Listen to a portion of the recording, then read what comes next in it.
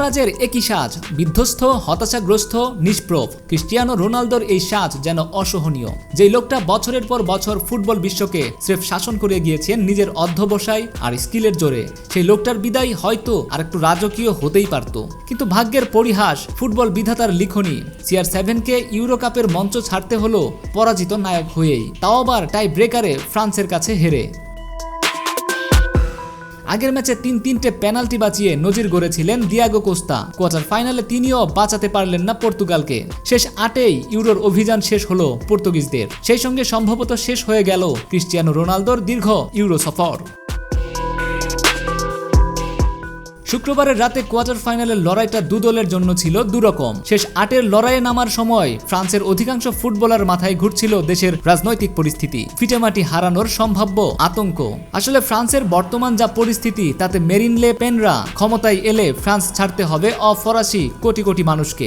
কৃষ্ণাঙ্গ ফুটবলাররা চিন্তিত নিজেদের পরিবারের ভবিষ্যৎ নিয়ে। আর পর্তুগাল এই ম্যাচটা খেলতে নেমেছিল ক্রিস্টিয়ানো রোনালদোর জন্য। এই ফুটবল স্ট্রাইকারের শেষটা যেন হয় হাসি মুখে, সেটা নিশ্চিত করতেই নিজেদের সেরাটা দিয়ে খেলার শপথ নিয়েছিল তারা। কিন্তু মাঠের বাইরের শপথ নেওয়া আর মাঠের ভেতরে সেটা কাজে লাগানো দুটোই ভিন্ন জিনিস, যেটা আরও স্পষ্ট হয়ে গেল হেভিওয়েট দুই দলের লড়াইয়ের প্রথমার্ধেই। ম্যাচের প্রথমার্ধ গোটা দল যেন স্রেফ একে অপরকে মেপেই গেল। লড়াইটা আটকে গেল মাঝ মাঠেই। না ফ্রান্স না পর্তুগাল ফাইনাল থার্ডে সেই মানের সৃষ্টিশীলতা উপহার দিতে পারল না কোনো দলই।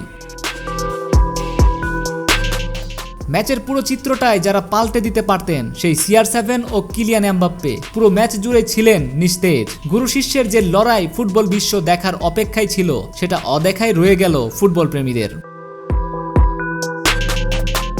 এমন উত্তেজনামূলক ম্যাচের প্রথমার্ধ শেষ হলো ঘুমপাড়ানি ফুটবলের মধ্য দিয়ে। তবে দ্বিতীয়ার্ধে গিয়ে সেই ঘুমপাড়ানি ফুটবলের রং কিছুটা বদলে গেল।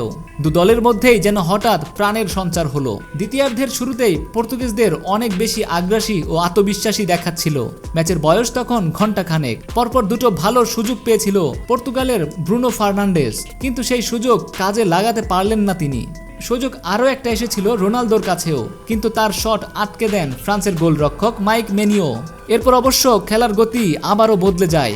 দাপট শুরু হয় ফ্রান্সের। ম্যাচের 66 আর 71 মিনিটে পানির মতো দুটো সহজ সুযোগ হেলায় ভাসিয়ে দেয় ফরাসি ফরওয়ার্ডরা।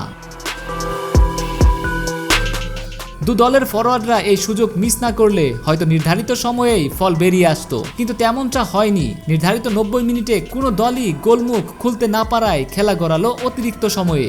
কিন্তু 90-এ যেটা হয়নি সেটা হলো না 120-এও। কোনো দলই গোলমুখের দরজা খুলতে পারলো না। খেলা গড়ালো টাই ব্রেকারে। পেনাল্টি শুটআউটে ফ্রান্স জিতে নিল 5-3 গোলের ব্যবধানে। আর CR7 পেনাল্টি থেকে গোল করতে পারলেও পেনাল্টি মিস করেছিলেন জোয়াও ফেলিক্স। সেমিফাইনালে স্পেনের মুখোমুখি হবে ফরাসিরা।